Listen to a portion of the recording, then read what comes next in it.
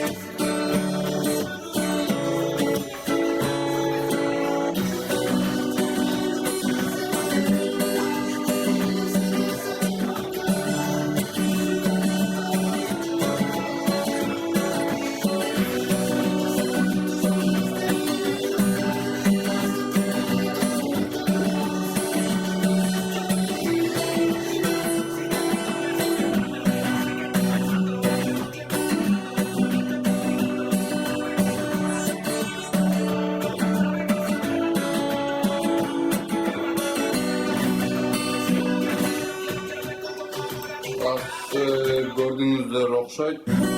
4 эле аккорд башынан кечке кайталана берет, ошо 4 эле аккорд. Кыскасы нормально да. Анда эмесе баштап урматтуу достор. 4 аккордтон турат, өзүңүздөр көргөндөй эле дагы бир жолу кайталап кетем. Каподастр не обязательно ушул жерде туруш керек. Калган жериңиздерге кое бересиздер. Эгерде каподастр турса, андан кийинки латты биринчи лат катары эсептеп алайлы. Эгерде каподастр жок болсо, могул лат биринчи лат болуп эсептелет. То есть мына экинчи кыл менен мына каподастр турса, мына экинчи кыл эки равнозначный катары алып эсептесек болот. 4 аккордтон турат. Негизи көп эле ырыт түш керек ушул 4 аккордду. Эгерде кааласаңыздар кийинчерээк отдельный выпуск кылып көрсөтүп кетем. Кайсы ырлар түш келет экен, анда эмесе баштадык. Биринчи аккорд, биринчи латта, ошондо мына каподастр турса, одан кийинки латты биринчи лат катары алабыз да. Биринчи латта экинчи кыл, экинчи латта үчүнчү, төртүнчү кыл. Ушул биринчи аккорд. Экинчи аккорддун эки түрүн эстеп калыңыздар. Эгер болбосо ошо бир эле түрү менен черте берсеңиздер деле болот. Эгерде ырдыганча чертсеңиздер аттак, мынакей. Биринчи латта экинчи, экинчи латта үчүнчү, үчүнчү латта төртүнчү. Экинчи аккорддун бир түрү, анын припевинде гимнал түрү керек болот. Мына деген звукту бизден сурайт да ошого мына. Бул биринчи түрүндө эсептеп калыңыздар. Анын эко жылбайт дагы, ортон менен аты жок. Мына указательный сөмөй менен биринчи латты полный баре кылып аласыздар. Баре дейби, короче, ошо. Экинчи латтын экинчи түрү, припевде эле колдонобуз буну. Үчүнчү лат, үчүнчү аккорд. Биринчи лат өзгөртпөйт, экинчи лат 4, üçüncü lat 5.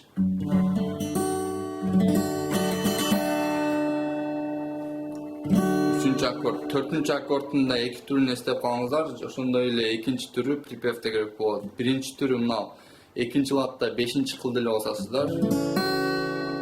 Биринчи түрү, экинчи түрү 3-нчы латта 2-нчи кылды. Мына ушул экинчи түрү бул. 2 эле кыл. Ортон менен чыпалак. Эми кайсы удобный болсо алып бересиздер, калсаңыздар указательный чыпалак, ортон чыпалак, кыскасы ошо. Экинчи латта 5, 3-нчы латта 2. Болду. Ушул 4 аккорд эле башынан аягына чейин. Просто баягы 2 түрү деп атпаймынбы, припевде колдоносуздар деп. Ошону колдонбосоңуздар деле ошо 4 аккорд менен, то есть нал, биринчи аккорд, экинчи аккорд, үчүнчү аккорд, 4-нчы аккорд. Şu 4 аккорд менен деле чертсеңиздер болот, урматтуу достор. Боюн көрсөтөйүн. Всё. Кыска, ылдый өдө.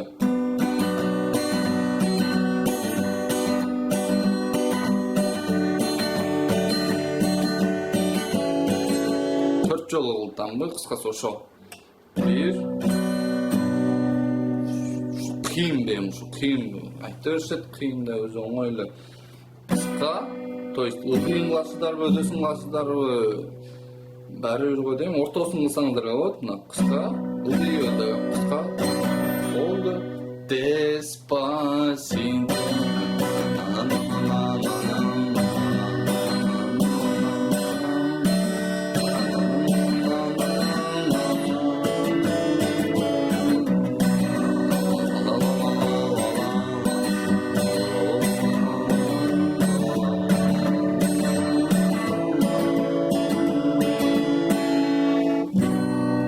Урматтуу достор, жаңа припевинде деген жеринде дебейсиздерби? Ошол жерде жанагы экинчи түрү деп атпаймынбы, ошону колдонобуз да. Ошо урматтуу достор, башында видео көрүп атсаңыздар, жанында сандар чыгат да, ошо жерге карап коюп коем. Биринчи, экинчи, үчүнчү, төртүнчү аккорд кылып алмашкан жерлерин көрөсүздөр, урматтуу достор. Бардыгыңыздарга чоң рахмат.